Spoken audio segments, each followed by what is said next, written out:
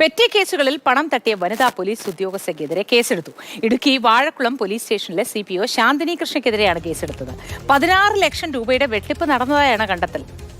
Jains രാജുണ്ട് വിശദവിവരങ്ങൾ നൽകാനായി. Jain, good morning. എന്താണ് സംഭവം? ഇതെങ്ങനെയായിരുന്നു തട്ടിപ്പ് നടത്തിയത്? വിശദവിവരങ്ങൾ എന്തൊക്കെ ജെയിൻ?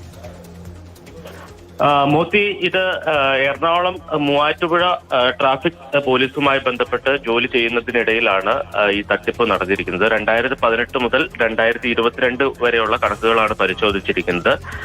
ആ റെക്കോർഡുകൾ പരിശോധിച്ചപ്പോൾ മാത്രം ഏതാണ്ട് 16 ലക്ഷം രൂപയുടെ തട്ടിപ്പ് കണ്ടെത്തിയിട്ടുണ്ട്. ഇനി 2 വർഷം കൂടി 2016, 2017 വർഷത്തെ രസീതുകൾ TR5 ഉൾപ്പെടെയുള്ള രസീതുകളാണ് പരിശോധിക്കുന്നത്. ആ രസീതുകൾ കൂടി പരിശോധിക്കാറുണ്ട്. അപ്പോൾ ഇതുമായി ബന്ധപ്പെട്ട തട്ടിപ്പിന്റെ വ്യാപ്തി കൂടുതൽ മുകളിലേക്ക് പോകും എന്നാണ് കരുതുന്നത്. പക്ഷേ ഈ രസീതുകൾ ഇതുവരെ കണ്ടെത്താൻ കഴിഞ്ഞിട്ടില്ല. 2016 മുതൽ 2017 വരെയുള്ള രസീതുകൾ കണ്ടെത്താൻ കഴിഞ്ഞിട്ടില്ല. അതായത് ഈ തട്ടിപ്പ് നടന്നത് എങ്ങനെയാണ്? അതായത് ട്രാഫിക് നിയമലംഘനങ്ങളുമായി ബന്ധപ്പെട്ട് പോലീസ് ഉദ്യോഗസ്ഥർ പെറ്റി ചുമത്തും. ആ പെറ്റി എഴുതുന്നത്, അത് ഡോക്യുമെന്റ് ആക്കുന്നത് ഈ റൈറ്റർ കൂടിയായിരുന്ന ഈ ശാന്തിനി കൃഷ്ണയാണ്. പക്ഷെ ഇവർ ഈ തുകയിൽ കുറച്ച് കാണിക്കും. അതായത് 1000 രൂപയാണ് പെറ്റി ചുമത്തുകയെങ്കിൽ അതിന്റെ റെക്കോർഡുകളിലേക്ക് വരുമ്പോൾ വെറും 100 രൂപ മാത്രമാണ് ചുമത്തുക. അപ്പോൾ അങ്ങനെയാണ് തട്ടിപ്പ് നടന്നത്. നീണ്ട ഒരു നാളത്തെ ഒരു തട്ടിപ്പാണ് നടന്നിരിക്കുന്നത്. സംസ്ഥാന തലത്തിൽ നിന്നുള്ള ഒരു ഓഡിറ്റിലാണ് ഈ തട്ടിപ്പ് കണ്ടെത്തിയിരിക്കുന്നത്.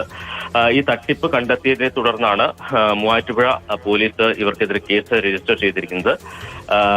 DYSPക്കാണ് അന്വേഷണ ചുമതല. പക്ഷേ ഈ കാര്യത്തിൽ പോലീസിന്റെ ഭാഗത്തു നിന്ന്, പോലീസിന്റെ ഉന്നത തലത്തിൽ നിന്ന് ഈ ആരോപണ വിധേയമായിട്ടുള്ള ഉദ്യോഗസ്ഥയെ സംരക്ഷിക്കാനുള്ള ഇടപെടൽ നടക്കുന്നു എന്ന ഒരു ആക്ഷേപമുണ്ട്. കാരണം ഇന്നലെ മാത്രമാണ് അവരെ സസ്പെൻഡ് ചെയ്തത്. 2 ദിവസം മുമ്പാണ് FIR രജിസ്റ്റർ ചെയ്തത്. പക്ഷേ ഇന്നലെയാണ് അവരെ സസ്പെൻഡ് ചെയ്തത്. വാഴക്കുളം പോലീസ് സ്റ്റേഷനിലെ സീനിയർ CPO ആണ് ഇപ്പോൾ അവർ.